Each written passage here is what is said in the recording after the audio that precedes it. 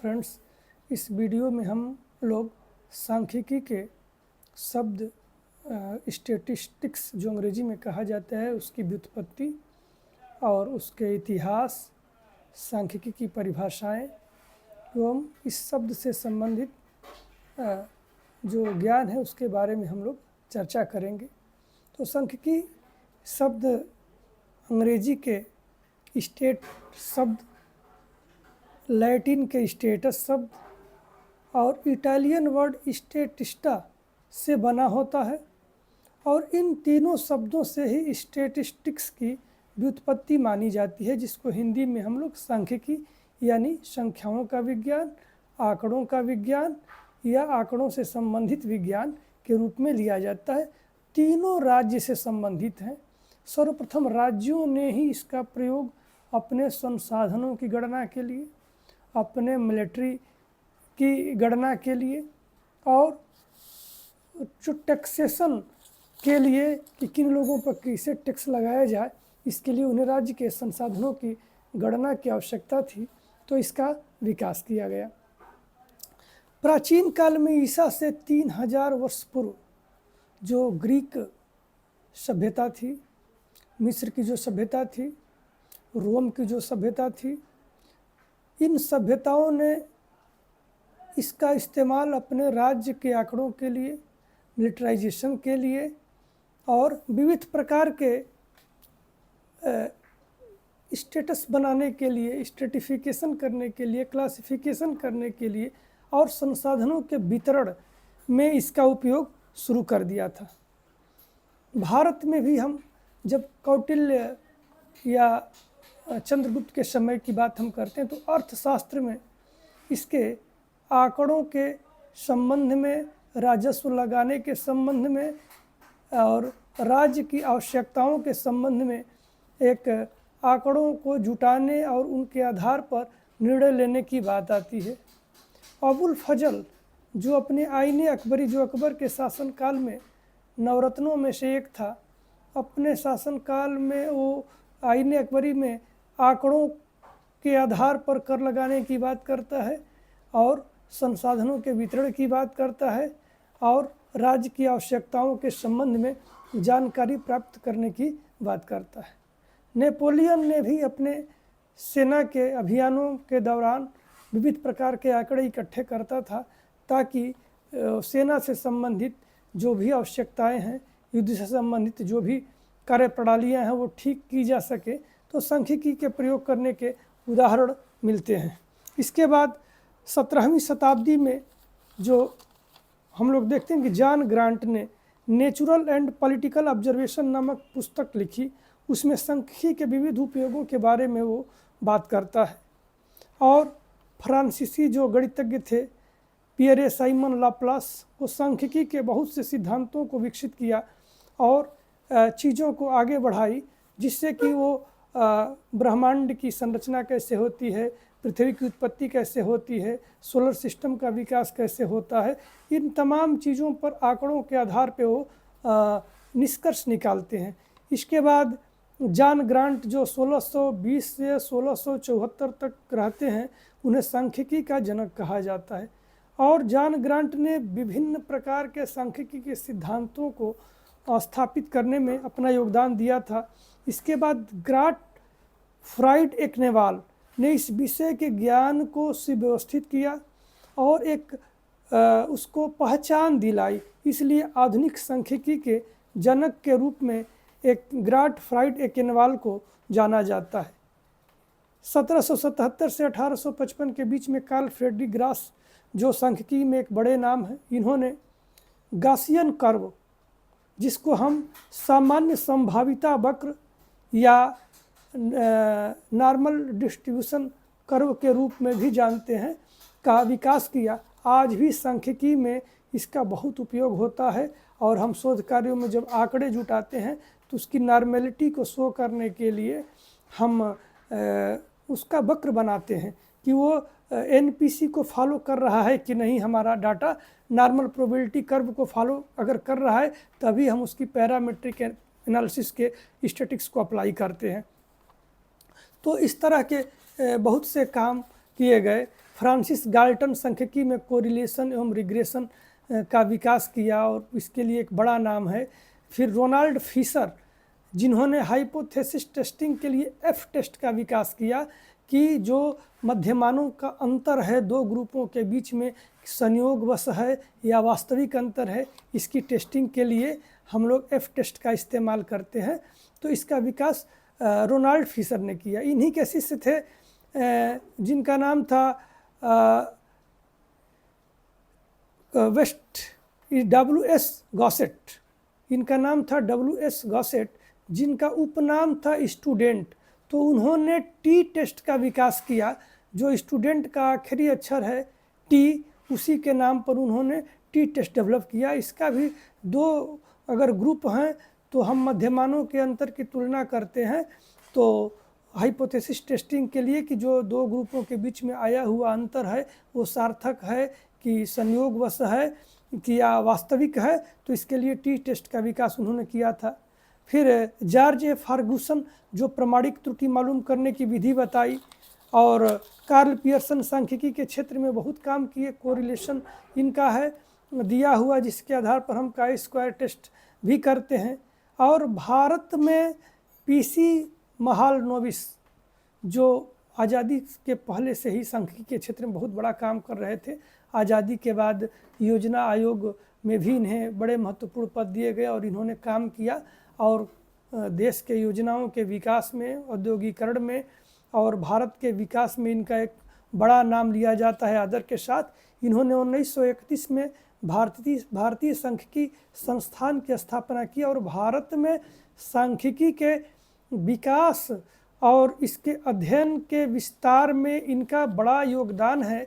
और भारतीय लोगों में जिन लोगों ने सांख्यिकी के लिए बड़ा काम किया उसमें ये एक बड़े नाम हैं।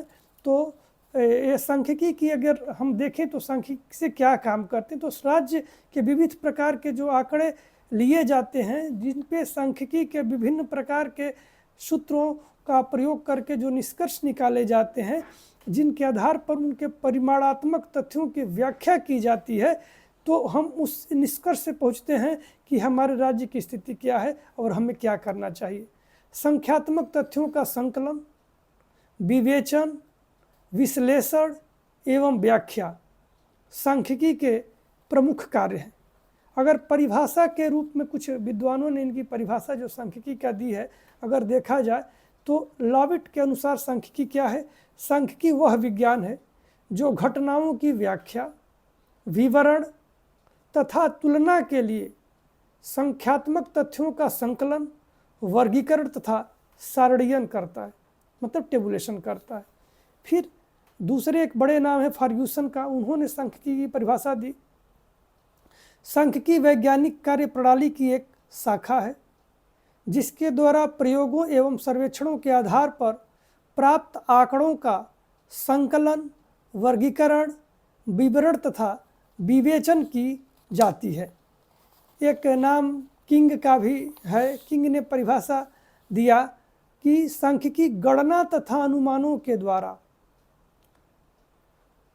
एकत्रित सूचनाओं के विश्लेषण के द्वारा सामूहिक, प्राकृतिक या सामाजिक घटनाओं की विवेचन करने की विधि है या विज्ञान है। टाटे के अनुसार सांख्यिकी की परिभाषा यह है कि यह पूरी तरह स्पष्ट है। आप सांख्यिकी द्वारा सांख्यिकी से सांख्यिकी की गणना करते हैं। स्पष्ट है कि सांख्यिकी का संबंध सिर्फ संख्यात्मक आंकड़ों से होता है। प्रयोगों तथा सर्वेक्षणों से जो आंकड़े प्राप्त होते हैं, जो हम आंकड़े इकट्ठा करते हैं सैंपल के रूप में पूरे सोसाइटी से, उनसे तब तक कोई अर्थ नहीं निकलता है जब तक कि उनका सांख्यिकी विश्लेषण न किया जाए, उनको अरेंज न किया जाए, उनका वर्गीकरण न किया जाए, तो हमें कोई निष्कर्ष नहीं निकलेगा। सांख्यिकी ऐसे आंकड़े जो क्रमबद्ध होते हैं, क्रमबद्ध बनाकर उनका वर्गीकरण, विश्लेषण तथा व्याख्या करती है।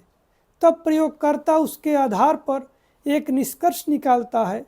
तब इस प्रकार कहा जा सकता है कि सांख्यिकी अध्ययन का वह विषय है जो आंकिक तथ्यों के वैज्ञानिक ढंग से संग्रहण, प्रस्तुतिकरण, विश्लेषण एवं व्याख्या करने में सहायक सिद्ध होता है।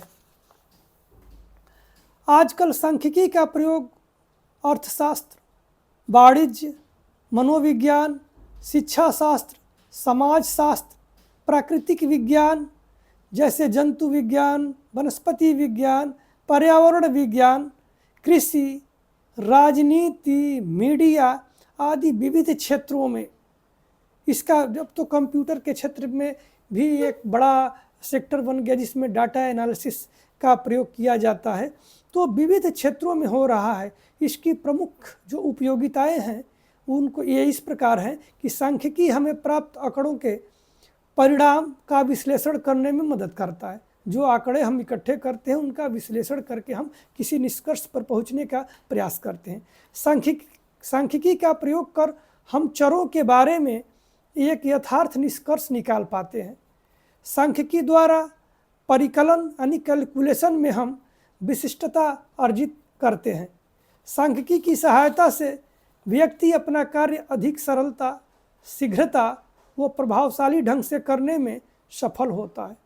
सांख्यिकी के माध्यम से हम जब आंकड़ों को रिप्रेजेंट करते हैं, एक्सप्रेस करते हैं, प्रस्तुत करते हैं, तो बहुत अल्प समय में और अल्प कहिए कि हम अपने शक्ति का प्रयोग करके अच्छे तरीके से समझ जाते हैं।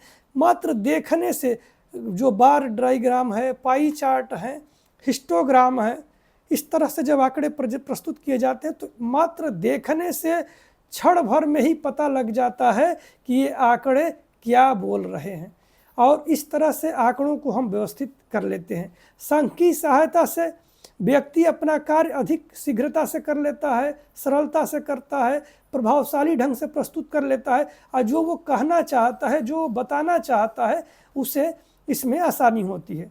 सांख्यिकी छात्रों को अंक प्रदान करने में, मनोवैज्ञानिक व्यक्तिगत विभिन्नताओं की व्याख्या करने में, बजट बनाने में, मूल्य सूचकांक ज्ञात करने में, कृषि उपज का पूर्वानुमान करने में, छात्रों की शैक्षिक उपलब्धि का मूल्यांकन करने में, मौसम के पूर्वानुमान करने में, रिसर्च में आंकड़ों के आधार पर निष्कर्ष पर पहुंचने, उसका कंक्लूजन निकालने, उस पर डिस्कशन करने में आंकड़े जो हम व्यवस्थित कर लेते हैं और जिस पे हम स्टैटिस्टिक्स के विभिन्न टूल्स अप्लाई करते हैं उससे हमें सहायता मिलती है। अनुसंधान कार्यों में सांख्यिकी का प्रयोग किया जाता है। अनुसंधान कार्यों में जो एकत्रित किए गए संख्यात्मक आंकड़े जो सैंपल से लिए जाते हैं उनके विश्लेषण के लिए हम सांख्यिकी का प्रयोग करते हैं। सांख्यिकी के द्वारा ही अनुसंधानकर्ता विभिन्न चरों के मध्य संबंध स्थापित कर पाता है।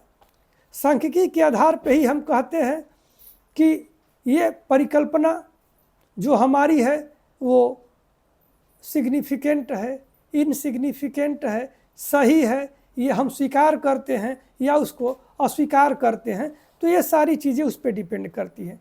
सांख्यिकी सिद्धांतों की सहायता से ही हम प्रतिदर्शों का अध्ययन करके पूरे समूह के, हम डाटा तो लेते हैं एक सैंपल से, लेकिन हम इन चीज़ों को पूरे समष्टि पे, पूरे पॉपुलेशन पे लागू करते हैं। अगर सांख्यिकी का प्रयोग हम नहीं करेंगे तो कदापि हम नहीं कह पाएंगे कि जो डाटा हमने सैंपल से लिया है वो इस पूरे पॉपुलेशन के बारे में भी सत्य है। तो सांख्यिकी हमें रिसर्च कार्यों में अत्यधिक सहायता प्रदान ही नहीं करती है, बल्कि हमें निष्कर्ष पे पहुंचने में, उसके सामान्यीकरण में भी मदद करती है। तो इस प्रकार हम लोग आज सांख्यिकी के बारे में पढ़े। अगले लेक्चर में हम लोग सांख्यिकी के जो केंद्रीय प्रवृत्ति के माप हैं उनके संबंध में हम लोग सीखेंगे। धन्यवाद।